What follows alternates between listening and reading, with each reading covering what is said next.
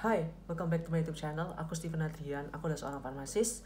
Hari ini aku akan membahas sebuah topik yang diminta oleh salah satu penonton, yaitu skincare rutin atau pengobatan untuk eksima atau untuk kulit eksim atau dermatitis. Oke, jadi yang pertama akan aku katakan aku juga menderita eksim, dermatitis gitu kan ya. Jadi memang perawatan eksim itu memang harus khusus sih gitu kan ya. Nah, eksim itu ada dua, eksim yang basah maupun eksim yang kering. Nah, kalau aku eksim basah di mana tanganku nanti bisa bentol-bentol kayak ada gelembung airnya gitu. Dan aku juga ada eksim kering. Di sini aku biasanya eksim kering gitu kan ya. Nah, eksim kering itu kenapa sih? Itu tandanya skin barrier kalian tuh rusak benernya karena kulit kalian terlalu sensitif.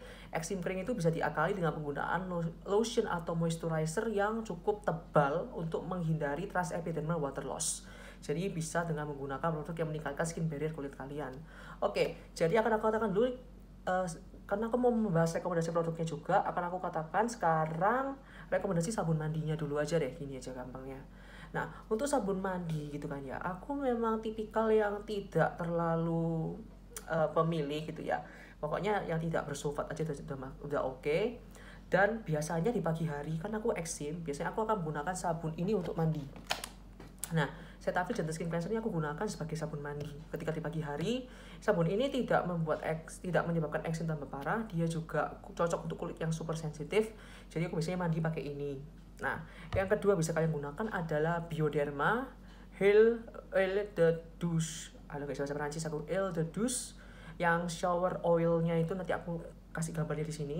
Shower oil. Nah, kenapa kita menggunakan shower oil kan ya? Nah, seperti yang kita tahu, minyak itu kan emollient kan ya, untuk melembutkan kulit. Nah, kalau misalnya kulit yang kalian eksima yang kering, pecah-pecah begitu, kalau kalian menggunakan oil itu kan kulit akan bisa lebih lembab. Nah, jadi tujuannya penggunaan shower oil itu adalah untuk meningkatkan kelembapan dan hidrasi pada kulit kalian. Jadi misalnya kalian tidak masalah dengan shower oil, bisa kalian gunakan shower oil, itu juga bagus. Nah, jadi Bioderma ini juga mengandung minyak dan juga mengandung niacinamide untuk meningkatkan skin barrier kulit kalian. Jadi bisa kalian coba.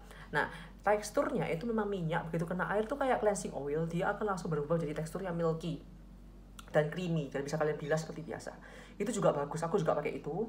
Yang ketiga bisa pakai juga Aveeno Daily Body Wash atau apa yang warna hijau itu, atau Soothing Relief Body Wash kalau nggak salah namanya, itu juga bagus. Dia mengandung colloidal oat dan juga berbagai macam jenis lainnya, aku nggak hafal ada apa saja, udah aku buang botolnya. Itu juga bagus, bisa kalian coba. Oke, selanjutnya kita akan membahas sekarang lotionnya. Nah, kalau untuk lotion bisa kalian gunakan banyak jenis ya.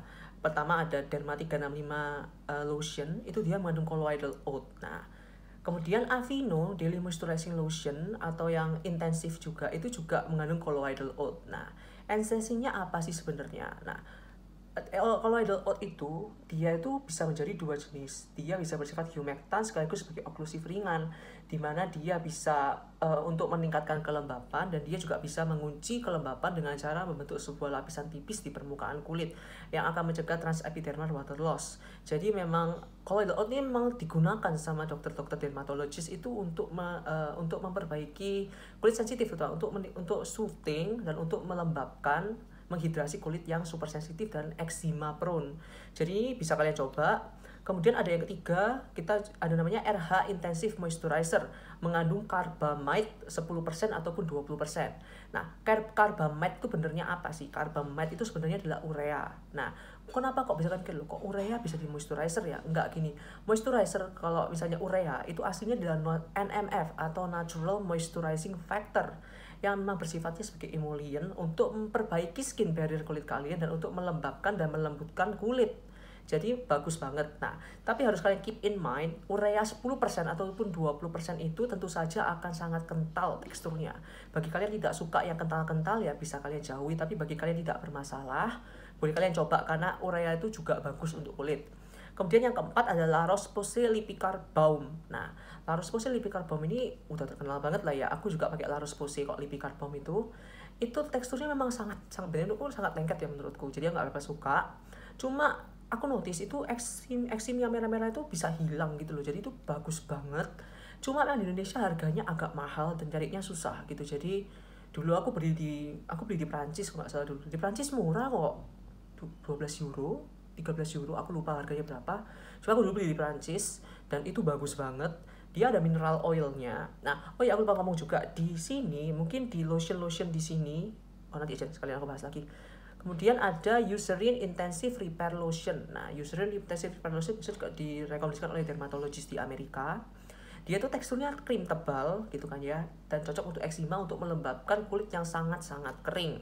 Nah, kemudian ada 1, 2, 3, 4, 5, yang keenam, CeraVe Moisturizing Lotion atau krim. Nah, aku bisa bilang ada 2 jenis. Nah, di sini kalau lotion itu bagi yang kulitnya tidak terlalu kering gitu kan, karena dia kan teksturnya lebih light ya.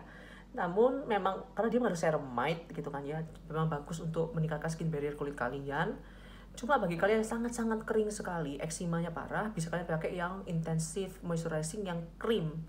Dimana teksturnya memang lebih kental, lebih padat, cuma dia memang lebih banyak ceramide-nya dan akan lebih melembabkan dan melembutkan kulit bagi yang sangat-sangat kering. Nah, kemudian yang ketujuh ada Cetaphil Moisturizing Cream. Itu juga bagus. Cuma kalau aku suruh milih, aku lebih prefer CeraVe ya. Cuma Cetaphil Moisturizing Cream itu juga bagus. Dia mengandung minyak, oh nggak salah minyak alpukat ya, avocado oil, itu juga emollient yang bagus untuk kulit. Nah, jadi mungkin kalian akan notice dari 7 moisturizer tadi itu memang kebanyakan dimethicone base dan juga mineral oil base. Banyak yang mengandung petrolatum gitu kan ya. Kenapa kok gitu? Jadi gini, dimethicone itu merupakan skin protectant yang fungsinya adalah sebagai oklusif gitu kan ya. Oklusif menutupi kulit dan akan memprotek atau melindungi kulit dari trace epidermal water loss dan sebagai pengaruh lingkungan lainnya. Petrolatum itu sama, dia juga oklusif, cuma petrolatum itu akan teksturnya lebih tebal dan lebih kental dibandingkan sama silikon. Jadi memang dia akan lebih jauh kemampuan oklusifnya lebih bagus. Cuma karena ini di moisturizer ya, jadi aku tidak bermasalah gitu dengan petrolatum dan kawan-kawan, cuma kok di muka itu bermasalah. Nah, kalau misalnya kalian memang merasa eksim kalian parah gitu kan ya, biar kayak lotion nggak sembuh-sembuh, ini ada pengobatan secara oral gitu kan ya.